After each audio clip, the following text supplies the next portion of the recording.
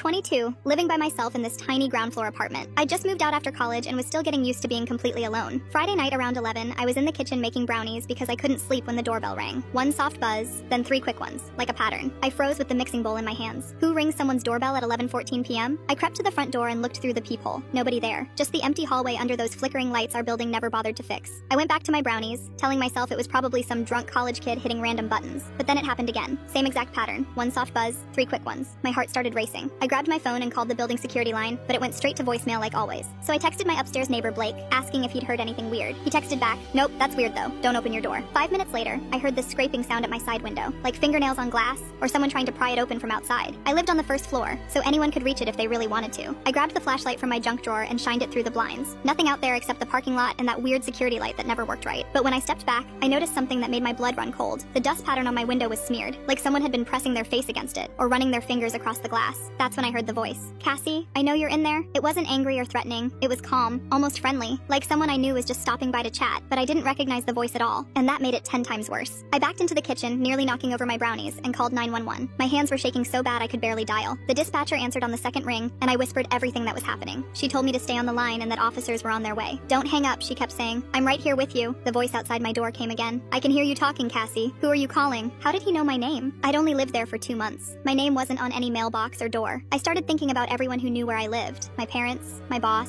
Blake upstairs, the pizza guy who delivered here last week. The scraping at the window started again, but harder this time. Like someone was really trying to get it open. I could hear the frame creaking. 10 minutes felt like hours, but finally I heard car doors slamming and radio chatter outside. The police had arrived. I heard them talking to someone, then footsteps walking around the building. When they knocked on my door, I made them show me their badges through the peephole before I'd open it. 2 officers, a man and a woman, both looking serious. "Ma'am, whoever was here is gone now," the male officer said, "but we found some things you should know about." They walked me outside and showed me 3 cigarette butts near my window, still warm. Someone had been standing there for a while, just watching. But the thing that really freaked me out was sitting on my doormat. My shoe, one of my running shoes that I'd left outside to dry after jogging in the rain that morning. It was sitting perfectly upright in the center of the mat, like someone had carefully placed it there, not kicked over or moved randomly, positioned exactly in the middle like some kind of message. The female officer explained that they'd checked the building's security footage. A man in dark clothes had been hanging around outside for over an hour, pressing my buzzer in that same pattern repeatedly. She said it was a known tactic criminals use to test if someone lives alone and what their schedule is like. "He was studying you," she said, "learning your habits." They took a report and told me to call immediately if anything else happened. After they left, I double-checked every lock, pushed my dresser in front of the window, and slept with a kitchen knife under my pillow. I bought 3 new deadbolts the next morning and installed a security camera by Tuesday. But every night for weeks, I'd hear that pattern in my head. 1 soft buzz,